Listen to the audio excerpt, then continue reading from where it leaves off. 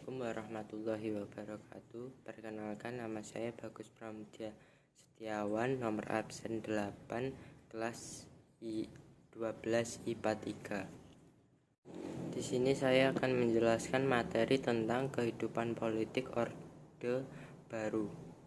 Kalau kita bicara soal Orde Baru, pasti yang paling teringat adalah nama Soeharto. Ya, Orde Baru dipimpin oleh Soeharto selama 32 tahun, waktu yang tidak sebentar. Selama 32 tahun masa kepemimpinannya, banyak berjalannya negara kita ini. Mulai dari kebijakan politik maupun kebijakan ekonomi. Kebijakan politik yang dikeluarkan terbagi menjadi dua, yaitu kebijakan politik dalam negeri dan luar negeri. Masing-masing kebijakan tentunya dikeluarkan berdasarkan kebutuhan negara. Idealnya, kebijakan yang dikeluarkan adalah menguntungkan dan mengedepankan kepentingan rakyat banyak. Nah, kita lihat nih beberapa kebijakan politik pada masa Orde Baru. Kebijakan politik dalam negeri. 1. Pelaksanaan pemilu 1971.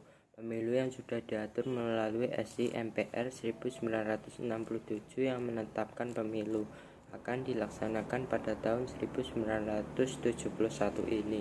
Berbeda dengan pemilu pada tahun 1955, Orde Revolusi atau Orde Lama. Pada pemilu ini, para pejabat pemerintah hanya berpihak kepada salah satu peserta pemilu, yaitu Golkar. Dan kamu tahu, Golkarlah yang selalu memenangkan pemilu di tahun selanjutnya, yaitu tahun 1977, 1982, 1987, 1992 hingga 1997. Penyederhanaan partai politik. Penyederhanaan partai politik menjadi dua partai dan satu golongan karya, yaitu 1.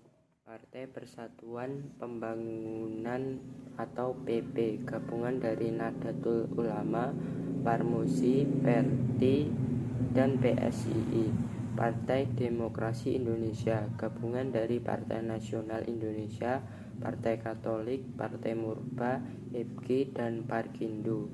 3. Golongan karya atau Golkar. 3. Dwifungsi ABRI. Dwifungsi ABRI adalah peran ganda ABRI sebagai kekuatan pertahanan keamanan dan sebagai kekuatan sosial politik. Sebagai kekuatan sosial politik, ABRI diarahkan untuk mampu berperan secara aktif dalam pembangunan nasional. ABRI juga memiliki wakil dalam MPR yang dikenal sebagai fraksi ABRI, sehingga kedudukannya pada masa Orde Baru sangat dominan. 4. Pedoman penghayatan dan pengamalan Pancasila. Pedoman penghayatan dan pengamalan Pancasila atau P-4 atau Eka Prasetya Pancakarsa bertujuan untuk memberi pemahaman kepada seluruh lapisan masyarakat mengenai Pancasila. Semua organisasi tidak boleh menggunakan ideologi selain Pancasila. Bahkan dilakukan penataran P4 untuk para pegawai negeri. Kebijakan politik luar negeri Indonesia antara lain. 1. Indonesia kembali menjadi anggota PBB. Pada saat Indonesia keluar dari PBB tanggal 7 Agustus 1965,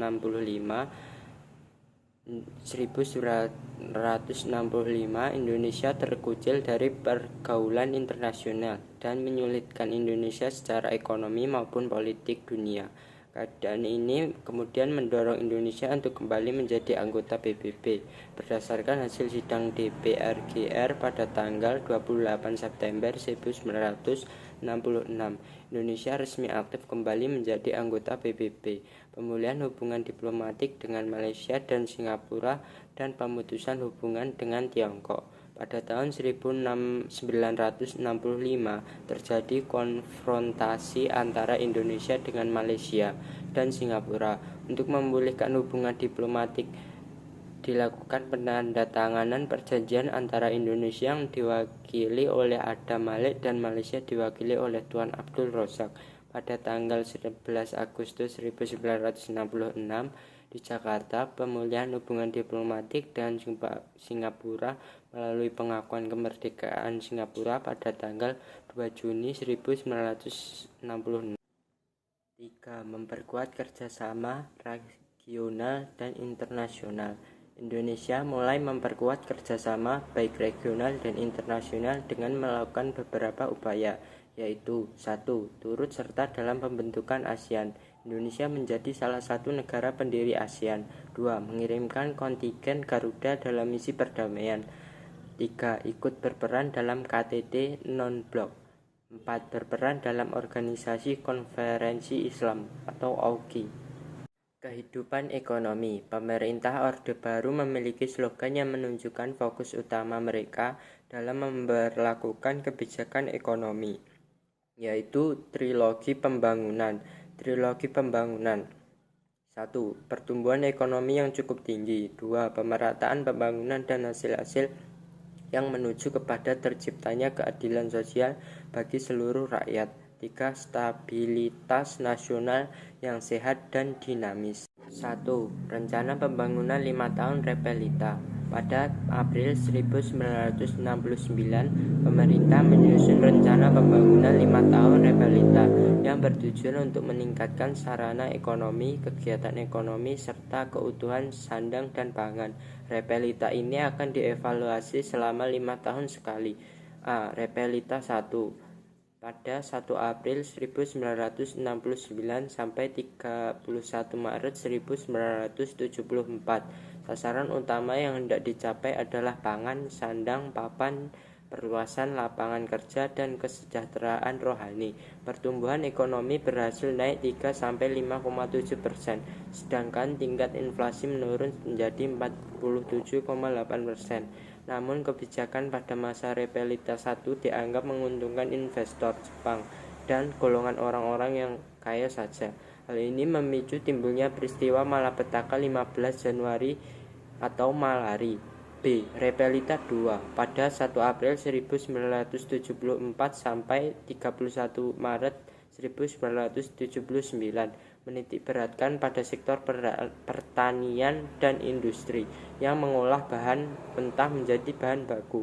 C. Repelita 3. Pada 1 April 1979 sampai 31 Maret 1984. Pelita 3 menekankan pada trilogi pembangunan dengan menekankan pada asas pemerataan, yaitu pemerataan pemenuhan kebutuhan pokok rakyat, pemerataan kesempatan memperoleh pendidikan dan pelayanan, pemerataan pembagian pendapatan, pemerataan kesempatan kerja, pemerataan kesempatan berusaha, pemerataan kesempatan berpartisipasi dalam pembangunan, pemerataan penyebaran bangunan, pemerataan memperoleh keadilan. D. Repelita 5.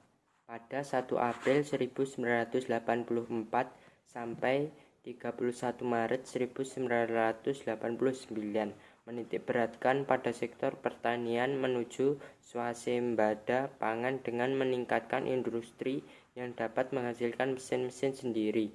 E. Repelita 5.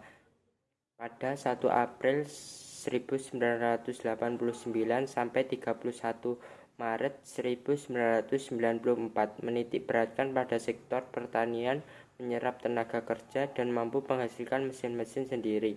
F. Repelita 6. Dimulai pada tahun 1994, pembangunan berfokus pada sektor ekonomi, industri, pertanian, dan peningkatan sumber daya manusia. 2. Revolusi hijau. Revolusi hijau pada dasarnya adalah suatu perubahan cara bercocok tanam dari cara tradisional ke cara modern. Untuk meningkatkan produksi pertanian umumnya dilakukan 4 usaha pokok, yaitu terdiri dari A. Intensifikasi, yaitu penelitian, pengembangan, dan penerapan teknologi pertanian untuk memanfaatkan lahan yang ada guna memperoleh hasil yang optimal. Perubahan ini dilakukan melalui program Panca Usaha Tani yang terdiri dari pemilihan dan penggunaan bibit unggul atau varietas unggul, pemupukan yang cukup, pengairan yang cukup, pemberantasan hama secara intensif, teknik penanaman yang baik. B. Ekstensifikasi, yaitu perluasan lahan pertanian untuk memperoleh hasil pertanian yang lebih optimal. C. Diversifikasi, keanekaragaman usaha tani. D. Rehabilitasi, pemulihan daya produktivitas sumber daya pertanian yang sudah kritis. Sekarang kita sudah tahu kan seperti apa kehidupan politik ekonomi masa Orde Baru. Meskipun kita tidak mengalaminya, setidaknya kita sudah mengetahui beberapa hal penting yang terjadi pada masa Orde Baru. Nah, terjadinya reformasi itu karena pengaruh dari kebijakan-kebijakan yang disebutkan tadi. Oleh karena itu, mempelajari sejarah secara bertahap menjadi sangat penting, karena antara satu dengan yang lainnya akan saling berkaitan. Sekian dari saya, apabila ada kesalahan kata mohon maaf. Wassalamualaikum warahmatullahi wabarakatuh.